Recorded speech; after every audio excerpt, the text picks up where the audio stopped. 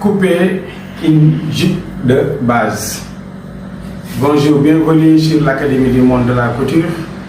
Nous y voici en nous présenter notre numéro de comment tracer et couper une jupe de base. Je m'appelle M. Bey, votre présentateur, directeur du centre de formation Le Monde de la Couture. Donc suivez-nous, on va vous expliquer comment plier le tissu, comment tracer et comment couper une jupe de base. Ok, donc nous y voici vous présenter comment plier le tissu. Regardez bien, voici notre tissu. Maintenant, puisqu'on a déjà appris comment calculer une jupe de base, si vous avez appris ça, vous pouvez le faire. Si vous n'avez pas appris, il faut faire une formation en ligne. Dans ce cas, vous pouvez connaître comment on calcule, on fractionne, on mesure les largeurs de tissu. Donc nous, on a déjà calculé notre largeur de tissu. Donc on se retrouve avec 75 cm, ça est là. Donc je vais le plier en deux. Les 75 cm que j'ai trouvé. Donc je le plie en deux, comme ça. Voilà. Ensuite, je vais couper ici.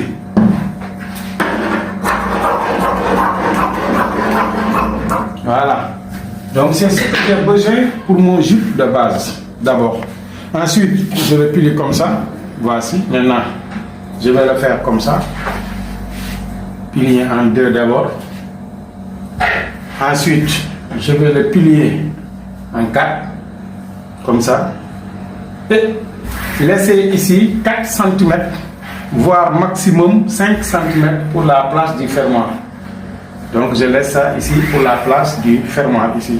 Et la place aussi du fente. Donc ça c'est la longueur du jupe que je dois tracer ici. Donc, qu'est-ce que je vais faire? J'ai déjà plié mon tissu. Maintenant je vais commencer à calculer la longueur du jupe que j'ai déjà calculé.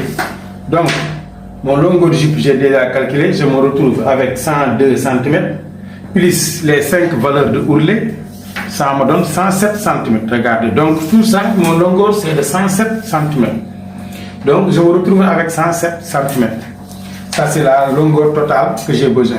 Maintenant, je vais calculer mon hauteur bassin, là où je dois mesurer la mesure de hanche.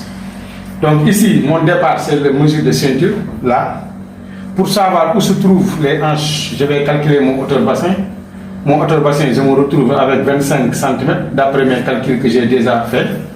Donc voici la ligne